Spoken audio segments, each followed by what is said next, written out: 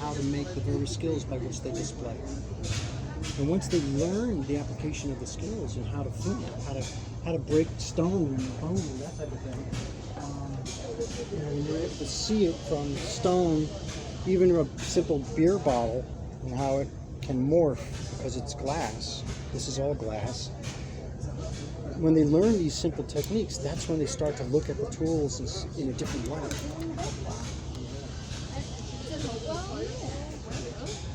Do you know the old Long Hill Road? I live on Cream Lime Kiln Road? Yeah. So instead of going to like John Jay, go the other way, go up the hill. Okay. Oh, is that like up on top where the Scouts camp used to be, up that way? It's way up. Okay, yeah. Yeah, we're at the top of Long Hill Road. Oh, all right. My grandson is really interested. Yeah, we run, I mean, we're And do you do like classes for kids too, like the 12-year-olds? we have families come in, and we will be running kids programs next year, but it's really like adults and everybody else. They come in for the day, they come and camp with us for the weekend or for the week. And what about handicap accessible? Yeah. Yes. Yeah, sure. All right, awesome. Yeah.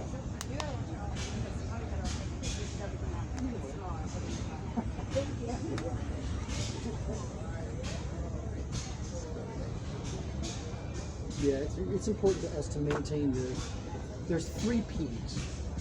3 what? 3 P's. We have to preserve teachings and all of its teachings, not just a fragment of it. Here's how you make shelter. Well, what's the history and what's the applications of shelters? What are the other deals of shelter, not just this, right? Kind of survival manual. So we have to preserve these teachings. We have to protect them at all costs. We have to pass them on, because they don't belong to any organization or any person or country or anything. They belong to your human ancestral right skills, period. Period. Yeah. You know, that's just how it should be. Well, I've been planning for a long time to, depend on these ways, and Smart. I'm slow because I've gotten caught up in the high tech and I know how to do it, and as I keep learning more how every little thing there keeps changing, and then I realize, what am I keeping up with this knowledge? It's just nonsense. It just really drains the brain. And what am I doing except helping some other corporation get rich? And they keep changing it just so they can keep making money. So using my intellect about that and thinking, hey, I'm smart, and oh, I know this, and talk to other people. Yeah, I know this. Okay, you know, oh, you taught me that. Oh, that. And then I'm like, you know what? It's just a rat race maze, and I gotta get out of it. I gotta scale back and get to this stuff, because once you know this stuff, you're literally not even dependent on that game. Yeah, the matrix is separate. It's all about your body.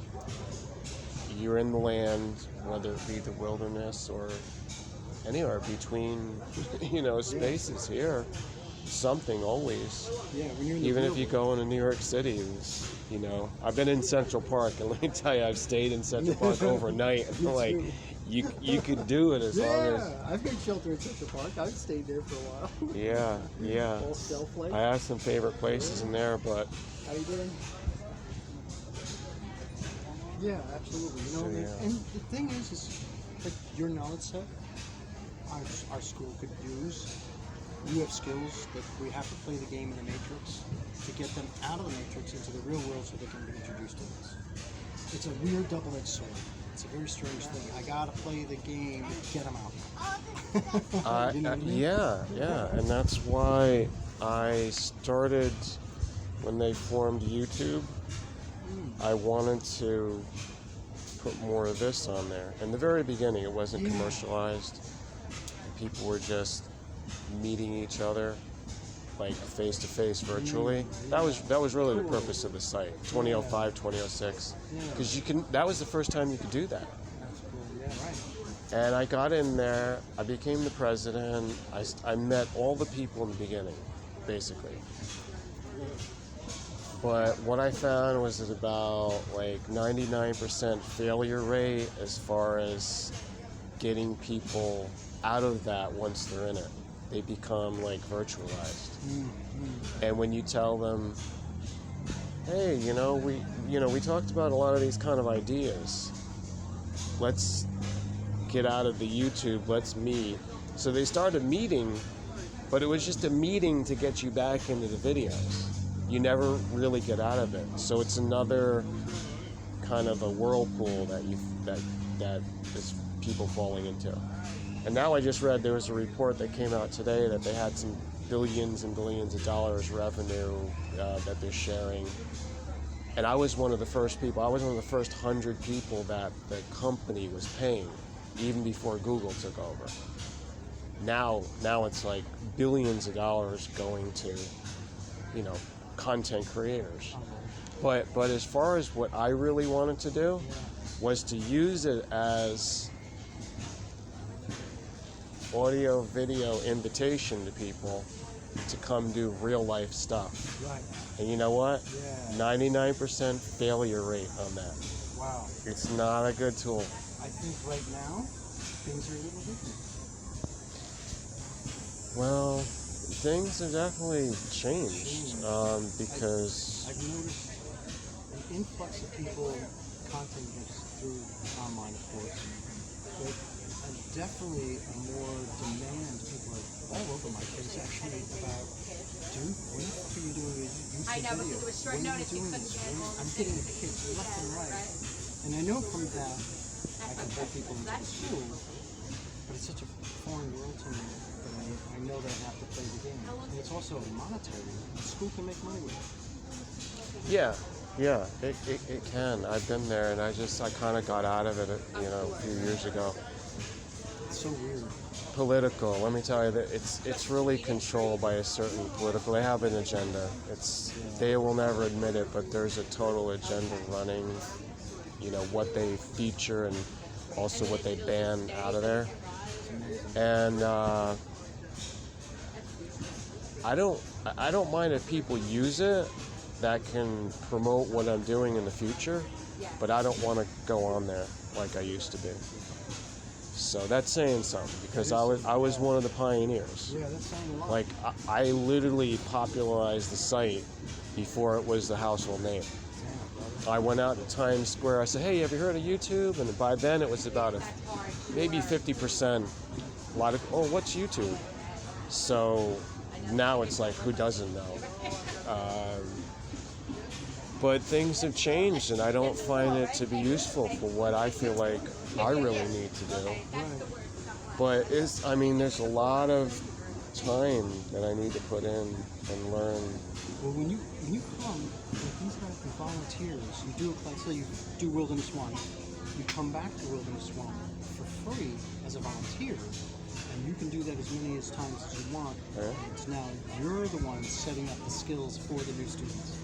Oh, yeah? So you get good fast. So you're talking about like the programs that you run? Yeah. That's how you do it. Do children go in on it? Yeah, kids do. Okay. Yeah, I always encourage families. Yeah. Yeah. Yeah, because I got a couple boys. Yeah, by all means, bring the kids. Yeah. Bring the kids. What's your name? Ahgamen. Ahgamen? Yeah. Shane. Shane. Good to meet you. White feather is my Algonquin. Shane is the English name that they would take before I had to get registered for school. Yeah. So, yeah, this is probably one of the best places in the fair, but I'm going to go mingle around. Yeah, bro. Yeah, do your thing. And I got a friend coming later on. She's a millionaire, but I think she's into this stuff. She's a hard-working woman, but she's got a ton of money. Doesn't really know what to do with it. Well, we have a project that is worth talking about. Put it this way: we, as humans, we were smart enough to create the International Seed Bank. Oh yeah, of course. I heard about that. However, we never created the International Skills Bank. That's why we have the 90 acres. We have a much bigger plan involved. This The- is just a sliver. Okay. And so that project of creating the International Skills Bank, the archival, interactive resource for anyone, everywhere, that's what we're doing. This is a project that will stand for the next 7 generations. So in terms of legacy and practice, if we don't do this, Tome-Brown's not doing it, Canterbury's not. The rest of the service districts, we know that there's a handful of us that have what we know. Mm-hmm. I'm the second apprentice under the last firekeeper in the country. There's one firekeeper left. I'm one of 2 apprentices. You know the last waterkeeper, grandmother Nancy. So we're in this sliver, this hourglass right now of the great elders, and we're down to single grains of sand left. We're just trying to open up the hourglass again with this knowledge. So we're right dangerously in that sliver. That's what this purpose is. That's why the Earth Center is so important. Mountain Scout Survival School is the sliver on the Earth Center. So what do you think about, like, because I'm trying to find a place to do this, like, permanently, and, you know, it has to be a large enough area We have so I 90 can roam. Yeah, we have 90 acres. 90. 90. Up against 600 state land acres. We have our own lake, a stream, a pond. I want to run permaculture programs there. I want to do a huge edible medicinal teaching gardens. I want to do greenhouses, hidden forest gardens, edible trails, along with the archery programs and all the other stuff. But yeah, I'm in need of people like you. I'm in need, my little snapping turtle friend. Yeah, it's How you doing, folks? quite a large snapping turtle, I guess. Wow.